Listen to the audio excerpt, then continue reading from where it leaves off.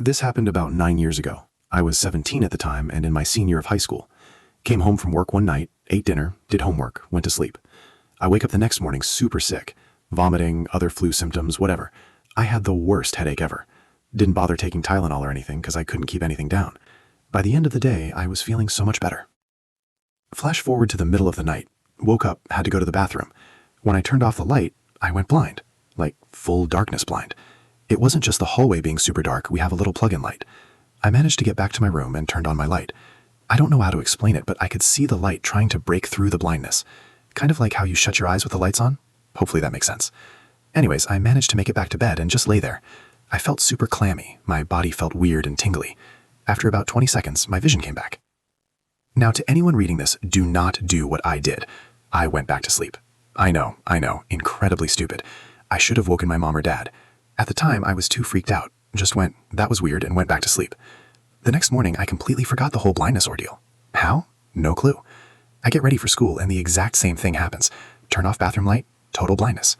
I call for my mom this time, and when she realized I wasn't messing with her, she was rightfully freaking out. My vision comes back within 20 seconds. She takes me to urgent care. They say I'm dehydrated. Mom doesn't believe them. She takes me to the family practice doctor.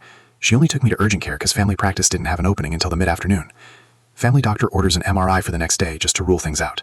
She sets it up to where she would get the results immediately so we wouldn't be waiting for days for any news. Tech hands the phone to Mom after the test is done.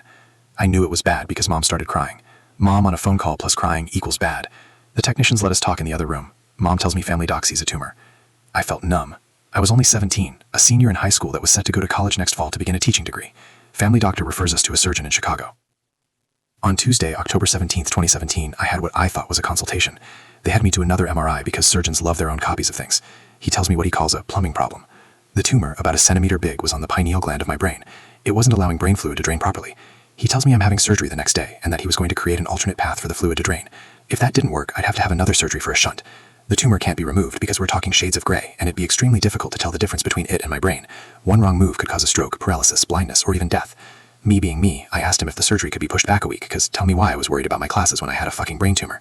He tells me no, I might be dead next week if I don't have the surgery soon. So I have the surgery. Plan A goes extremely well. They tested the fluid that was around the tumor since a biopsy of the tumor itself was out of the question.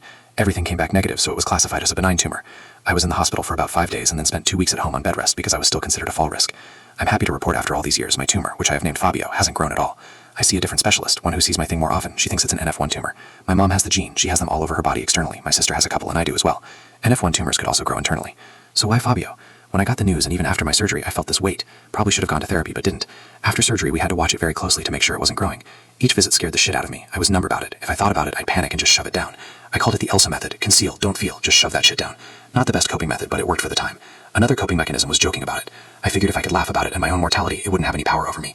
So I thought, what would be a ridiculous name for a tumor? And I came up with Fabio. Yes, the long-haired muscle man, the poster boy for the male lead in your grandmother's crashy romance novels.